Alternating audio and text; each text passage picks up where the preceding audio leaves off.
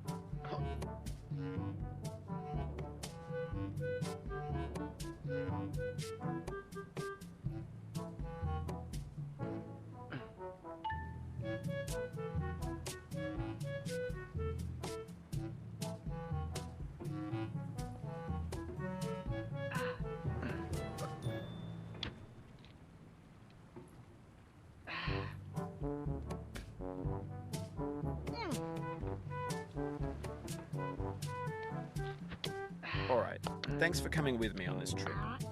I'll understand if you have to take a break at any point. Just find a safe place to stop and quit the game.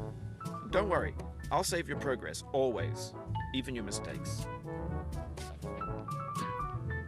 This game is a homage to a free game that came out in 2002, titled Sexy Hiking.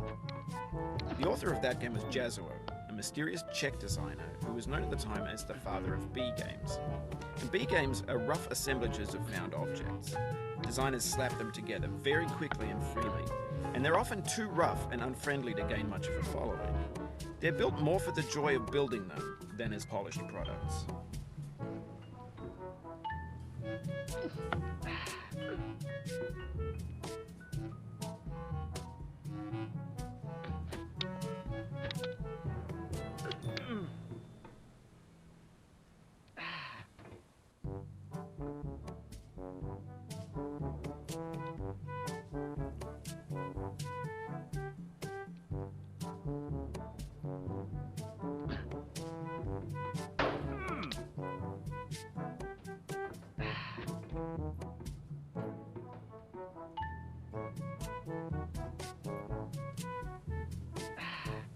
In a certain way, Sexy Hiking is the perfect embodiment of a B game. It's built almost entirely out of found and recycled parts, and it's one of the most unusual and unfriendly games of its time. In it, your task is simply to drag yourself up a mountain with a hammer. And that act of climbing, in the digital world or in real life, has certain essential properties that give the game its flavor. No amount of forward progress is guaranteed. Some cliffs are too sheer or too slippery, and the player is constantly, unremittingly in danger of falling and losing everything. Anyway, when you start Sexy Hiking, you're standing next to this dead tree that blocks the way to the entire rest of the game. It might take you an hour to get over that tree. A lot of people never got past it. You prod and you poke at it, exploring the limits of your reach and your strength, trying to find a way up and over.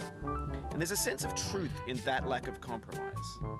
Most obstacles in video game worlds are fake.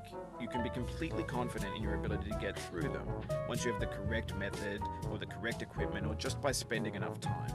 In that sense, every pixelated obstacle in Sexy Hiking is real. The obstacles in Sexy Hiking are unyielding, and that makes the game uniquely frustrating. But I'm not sure Jazzuo intended to make a frustrating game. The frustration is just essential to the act of climbing, and it's authentic to the process of building a game about climbing. A funny thing happened to me as I was building this mountain. I'd have an idea for a new obstacle, and I'd build it, test it, and it would usually turn out to be unreasonably hard. But I couldn't bring myself to make it easier. It already felt like my inability to get past a new obstacle was my fault as a player rather than as a builder. Imaginary mountains build themselves from our efforts to climb them, and it's our repeated attempts to reach the summit that turns those mountains into something real.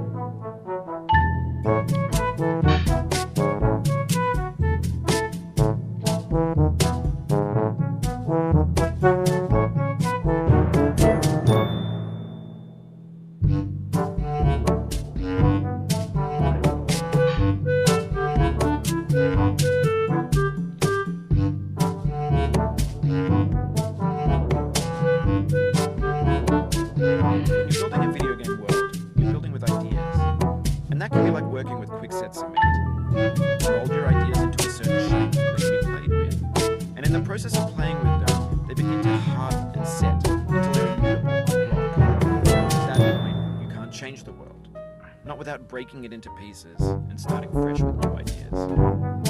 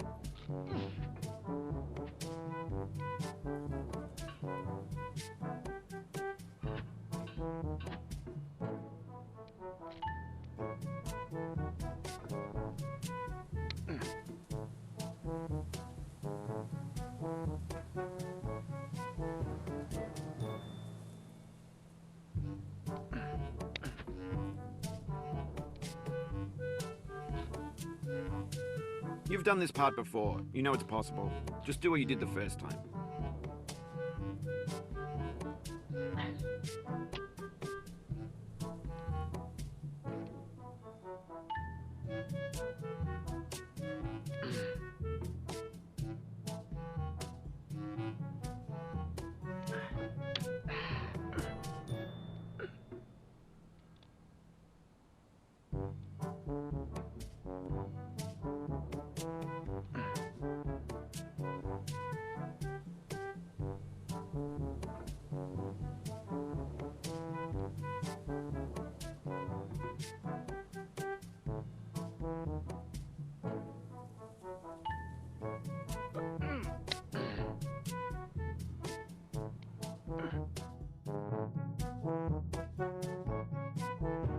रोग है लगा हुआ जो लिखता हर बात पे, मिलूंगा मैं मरा हुआ नशेड़ियों के साथ में, उस रात में मौजूद था जो तेरा है वजूद।